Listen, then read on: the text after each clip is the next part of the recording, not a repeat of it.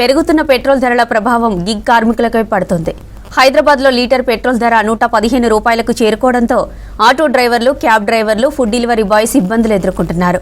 అధిక పెట్రోల్ ధరలతో ఖర్చులు భారీగా పెరిగిపోయాయంటున్నారు గిగ్ వర్కర్లు. ఇప్పుడు ఆదాయంలో సగానికి పైగా పెట్రోల్కే ఖర్చు అవుతుందని ఆవేదన వ్యక్తం చేస్తున్నారు.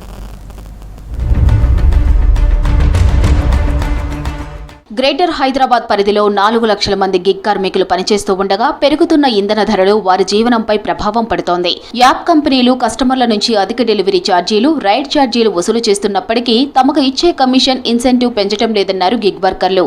ఈఎంఐలు, ఇంటి అద్దెలు, కుటుంబ ఖర్చులు భరించడం కష్టంగా మారిందంటున్నారు కార్మికులు. గతంలో 8 నుంచి 10 గంటలు పనిచేస్తే వచ్చే ఆదాయం ఇప్పుడు 12 నుంచి 14 గంటలు చేస్తే వస్తుందంటున్నారు గిగ్ వర్కర్లు. ట్రాఫిక్లో గంటల కొద్దీ తిరగడం, ఎండలో డెలివరీలు చేయడం, రాత్రి వరకు పనిచేయడంతో ఆరోగ్య సమస్యలు వస్తున్నాయన్నారు. యాప్ కంపెనీలు తమ ఇబ్బందులను పట్టించుకోవడం లేదన్నారు.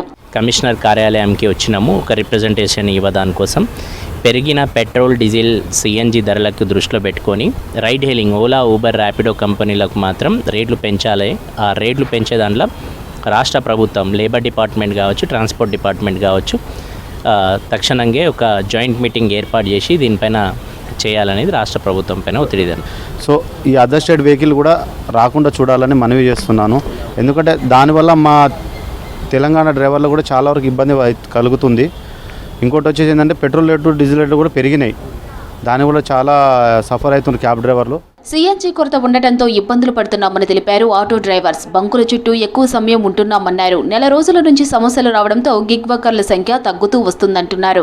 వాణిజ్య కార్యకలాపాలకి ఎల్లో ప్లేట్ కమర్షియల్ వెహికల్ వాడాలా, కానీ ఓలా, యూబర్, ర్యాపిడో బైకులు, వైట్ ప్లేట్లు ఈరోజు 50,000, 60,000 రూపాయలు సాఫ్ట్వేర్ ఎంప్లాయీలు కూడా ఇంటికి వెళ్ళి వచ్చేటప్పుడు, ఇంటికి పోయేటప్పుడు కూడా వాళ్ళు బైకులు బుక్ చేసుకొని ఒక రకంగా నష్టపరుస్తున్నారు.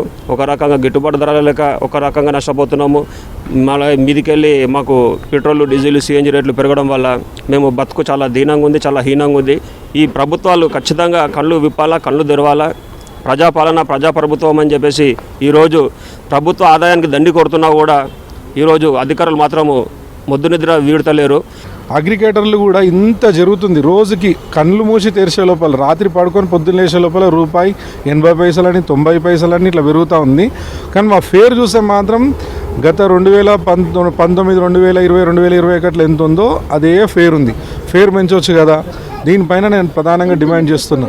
ఇంధన ధరలను ప్రభుత్వం తగ్గించాలని కోరుతున్నారు గిగ్ వర్కర్స్. తమకు ఇన్సెంటివ్ పెంచాలని కంపెనీలను కోరుతున్నారు.